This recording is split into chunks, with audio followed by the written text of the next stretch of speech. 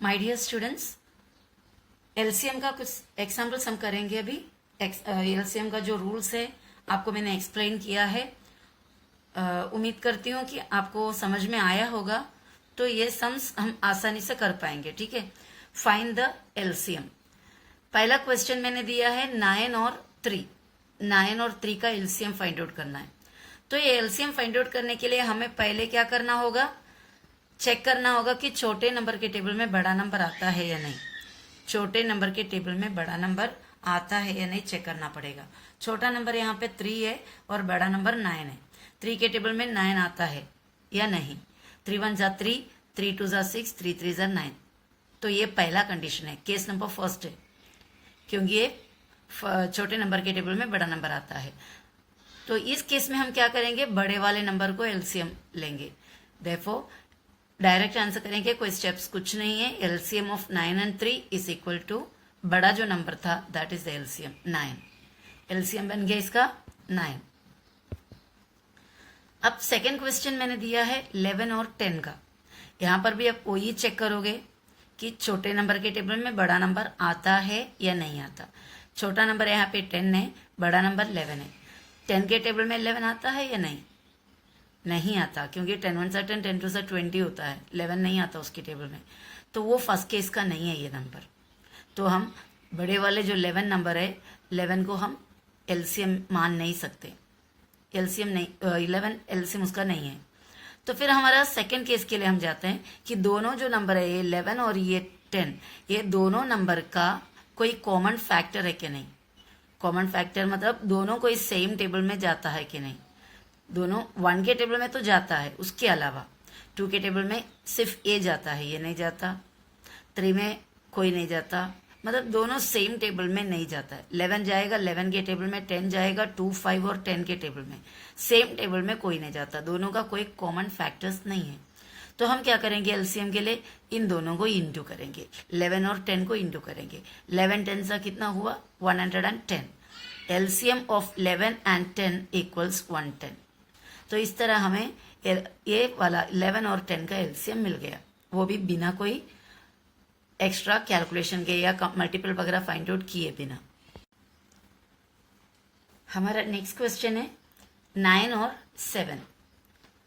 तो चेक करो, छोटे जो नंबर है 7, उसके टेबल में 9 आता है क्या। 7 1 सा 7, 7 2 सा 14, 9 नहीं आता।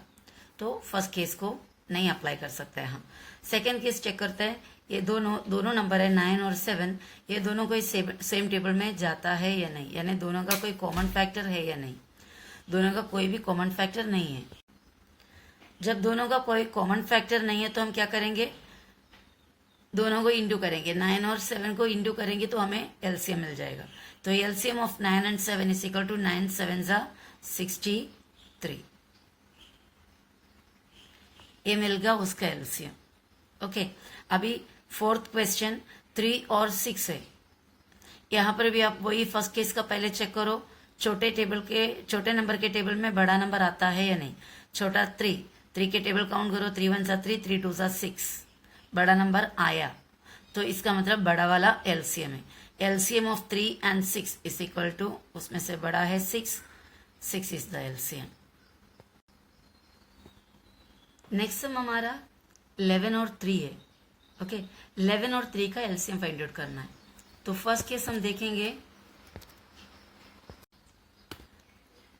यहाँ पर जो छोटा नंबर है 3, उसके टेबल में 11 नहीं जाता है, और दोनों का कोई कॉमन फैक्टर भी नहीं है। 11 और 3 दोनों सेम टेबल में जाता भी नहीं है। तो सेम टेबल में नहीं जाता तो इसको क्या करना पड़ेगा, दोनों को मल्टीप्लाई करना पड़ेगा एलसीएम के लिए। 11 3 जा 33, 11 3 जा 33, 33 is the LCM of this two numbers. Next number हमारा 7 और 14 है। 7 और 14, 7 छोटा और 14 बड़ा। छोटा जो नंबर है उसका टेबल में बड़ा नंबर आता है कि चेक करो। 7 1 सा 7, 7 2 सा 14 आता है तो क्या होगा, बड़ा वाला जो नंबर है that will be the LCM, यानी 14 will be the LCM of this. Next 4 और 8 है। 4 और 8 में वो भी हम चेक कर सकते हैं। छोटा नंबर 4, उसके टेबल में बड़ा नंबर आता है, 4 वन सा 4, 4 टू सा 8 आता है, तो क्या होगा, बड़ा वाला एलसीएम है। LCM of 4 and 8 is 8। अभी नेक्स्ट सम हम डाल रहे हैं 12 और 18। 12 और 18 का एलसीएम हमें फाइंड आउट करना है, ठीक है। 12 और 18 का एलसीएम हम फाइंड आउट करेंगे तो देखते हैं कैसा फाइंड आउट करता है। छोटा नंबर के टेबल में बड़ा आता है क्या, पहला हमारा चेकिंग है, बराबर। फर्स्ट केस 12 का टेबल में 18 आता है क्या। 12 का टेबल तो सभी लोगों को आता है, 12 वन सा 12, 12 टू सा 24, नहीं आया 18, तो छोटे नंबर के टेबल में 18 नहीं आता, तो फर्स्ट केस को यहाँ पे चांस नहीं है। सेकेंड केस क्या होता है, दोनों नंबर कोई सेम टेबल में जाता है क्या, यानी दोनों का कोई कॉमन फैक्टर है क्या, डिवाइसर है क्या। तो 12 जाता है 2 के टेबल में और ये 18 भी जाता है 2 के टेबल में। 12 जाता है 3 के टेबल में, 18 भी जाता है 3 के टेबल में, यानी दोनों नंबर सेम टेबल में जाता है, तो ये सेकेंड केस भी चलेगा नहीं। तो हमारा बचा लास्ट तीसरा केस कि हमको इसका अलग सा तरीके से पूरे स्टेप के साथ एलसीएम करना पड़ेगा, डायरेक्ट हमें एलसीएम मिलेगा नहीं, यानी ना बड़ा वाला नंबर एलसीएम नहीं रहेगा, यहाँ पर इंडू करने में भी इधर एलसीएम नहीं मिलेगा, हमें यहाँ पर एलसीएम फाइंड आउट करने के लिए इसका मल्टीपल्स लिखना पड़ेगा। चलो 12 का मल्टीपल्स हम लिखते हैं, 12 वन सा 12, ओके। आगे हम कंटिन्यू मल्टीपल लिख देंगे पूरे, तो मैंने यहाँ पर 12 का मल्टीपल्स लिख दिया, 12 वन सा 12, 12 टू सा 24, 12 थ्री सा 36, 12 फोर सा 48, 12 फाइव सा 60, 12 सिक्स सा 72, 12 सेवन सा 84, 12 नाइन सा 12 एट सा 96, ऐसा ये और आगे जाएगा चाहिए तो देखते हैं हम कितना तक जाना है। पहले छोटे नंबर का टेबल लिख दिया, अभी बड़ा वाला नंबर 18 है, 18 का टेबल हम लिख देते हैं। 18 वन सा 18, 18 टू सा 36, 18 थ्री जार होता है 54, 18 4 सा 72, 18 फाइव सा 90, 18 सिक्स सा 108 होगा, 18 7 सा 126, इस तरह हमारा ये भी जाएगा। अब हमें कंपेयर करके देखना है, एक्चुअली पूरा तक लिखने की जरूरत नहीं है, 18 लिखा मैंने, इधर चेक किया नहीं आया, 30 से लिख दिया, और मेरे को ये इतना लिखने की भी जरूरत नहीं है। समझ में आ रहा है, हमको कोई एलसीएम का सम किसी ने पूछा नहीं है, हम ये कर रहे हैं किसके लिए, हमारे दूसरे कैलकुलेशन में एलसीएम की जरूरत पड़ेगी तब करना है, उसके लिए करना है, तो हमें ये पूरा लिस्ट बनाने की जरूरत नहीं है। हम यहाँ पे बड़ा नंबर का टेबल जैसे जैसे लिखते जाएंगे वैसा ये छोटा नंबर का टेबल में हम चेक करते जाएंगे, सेम कोई नंबर आ रहा है क्या, सेम कोई जैसी नंबर आ गया क्या करेंगे हम, हमारा लिखना बंद कर देंगे, स्टॉप कर देंगे टेबल, तो हमारा देखो सेम मिल गया 36। तो ये इस तरह हमें 18 और 12 का एलसीएम मिल गया। एलसीएम कितना है, एलसीएम ऑफ 18 एंड 12, या 12 एंड 18, 12 पहले दिया था इसे लिखो, नो इश्यू। 12 एंड 18 कितना मिलता है हमें, 36 मिलता है। अब यही सेम नंबर का यानी 12 और 18 का दूसरा और एक मेथड मैं बताती हूँ आपको, जो मेथड इजी लगे वो करना। तो अभी क्या करेंगे, वो मेथड से करते हैं 12 और 18, क्योंकि 18 का टेबल इतना भी बाय हार्ट किसी को नहीं होगा कि इतना झट से लिख दिया, ओके। 12 का टेबल भले ही आपको बाय हार्ट होगा, लेकिन 18 का टेबल इतना फास्ट बाय हार्ट नहीं होगी, हर किसी ने बाय हार्ट नहीं किया होगा, तो उनके लिए ये मेथड है। तो हम क्या करेंगे, यहाँ से इसको ये पिंजरा बना दिए, दोनों किस टेबल में जाते हैं, 12 जाता है 2 में, ये जाता है क्या, चेक करो 2 में जरूर जाता है, तो 2 के टेबल में 12 का भी जाता है, 2 6 सा 12, और ये कभी जाता है 2 9 सा, और बीच का कॉमा रहने दो। अब फिर से करेंगे, 6 किसके टेबल में जाता है, 2 में जाता है, ओके। 9 जाता है क्या 2 में, नहीं जाता, 9 2 में नहीं जाता, तो फिर हम क्या करेंगे, 9 अगर 2 में नहीं जाता है तो फिर 2 से नहीं कर सकते, तो 3 का चेक कर लेते हैं। 6 जाता है 3 के टेबल में, यस। 9 के टेबल में, सॉरी 9 3 के टेबल में जाता है, जरूर जाता है, यानी ये दोनों नंबर 3 के टेबल में जाता है, तो हम क्या करेंगे, 3 के टेबल में 6 का भी जाता है, 3 1 जा 3, 3 2 जा 6, बराबर। और ये कभी जाता है 3 1 जा 3, 3 2 जा 6, 3 3 जा 9, ओके।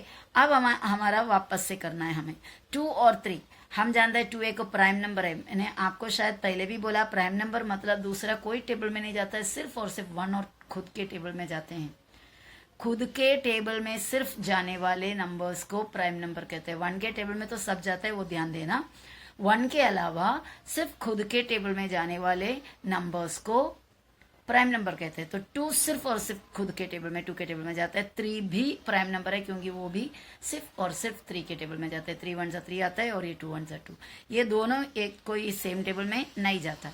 तो यहाँ पे आप चाहे तो स्टॉप कर सकता, स्टॉप करके आप यहाँ से ये 2 3 और ये 4 इतना को इंटू कर सकता। अगर नहीं आपको लास्ट तक जाना है, 1 मिलने तक जाना है, ऐसा आपका जिद है तो कोई बात नहीं। 2 ये तो कम से कम 2 के टेबल में जाएगा ना। अभी दोनों साथ में नहीं जाता तो क्या करेंगे? अभी एक घर में 2 बच्चे हैं, दोनों को हम सर्कस में लेके जाना चाहते हैं। बुलाया बच्चे चल रहे, तो एक बोला नहीं मुझे आज जाना नहीं है। ठीक है कोई बात नहीं, हम दूसरा बोलेंगे नहीं नहीं नहीं मैं जाने के लिए तैयार है, चलो। तो बोले चल बच्चा जिसको जाना है उसको ले जाएंगे। तो हमने इनको पूछा कि 2 के टेबल देखने के लिए कौन आ रहा है, तो ये बोला मैं आ रहा है, ये बोला नहीं बाबा मैं नहीं आएगा। तो हम क्या करेंगे? इसको अकेले को ले जाएंगे 2 का टेबल, 2 1 2, और इसको बोलेगा तू घर पे ही बैठ भाई, तो ऐसे ही रहे। ओके, और उसके बाद हम फिर से जाएंगे यहाँ, और ये तो अभी किधर नहीं है, ये ऐसे रहेगा। 1 एक बार बन गया तो हमको उसको देखना ही नहीं। अभी 3 को पूछेगा देख 2 का टेबल में तो तू आया नहीं, 3 का टेबल में चल रहा है क्या? तो ये बोलेंगे अच्छा चलता है। तो 3 इधर डाला, ये 1 को वैसे करना, ये 3 के टेबल में कितना बार आता है? 3 1 लास्ट में 1 आया। चलो आपका भी जिद पूरा हो गया, 1 होने तक हम लोगों ने किया। Okay happy. अभी हम क्या करेंगे? पूरा को इंटू करेंगे। ये जो सर्कल में ये 2 है, ये 3 है, ये 2 है, ये 3 है। मैं एक्सप्लेन करते करते आने पे बहुत लंबा लग रहा होगा आपको, लेकिन ये सबसे आसान मेथड है, बहुत ही जल्दी हो जाता है। जिसको ये जो इसको फैक्टराइजेशन कहते हैं, ये फैक्टराइजेशन का काम जिसको आता है ना, उसके लिए तो बस बाएं हाथ का क्या 1 उंगली का काम है, 2 उंगलियां नहीं 3 उंगली चाहिए ना पेन पकड़ने के लिए, तो फटाफट हो जाएगा। तो ये अभी इंटू करना है। 2 3 6, 6 2 12, 12 3 36। हमारा एलसीएम हो गया 36। आसान है कि नहीं है? तो इतना आसानी से वो मिल गया। तो ऐसा भी एलसीएम हम फाइंड आउट करते हैं, मतलब ऐसा ही एक्चुअली फाइंड आउट करता है पहले वाला, लेकिन जो फर्स्ट और सेकंड केस का जो था वो ट्रिक था, फटक से हो जाता था। लेकिन वो ट्रिक यहाँ पे नहीं चलेगा। तो इसको ये दोनों में से कोई एक मेथड, एक तो आप ये मल्टीपल वाला मेथड फाइंड आउट करना है, या फिर ये फैक्टराइजेशन का मेथड करना है। कोई ना कोई एक मेथड से आपको फाइंड आउट करना है। ठीक है।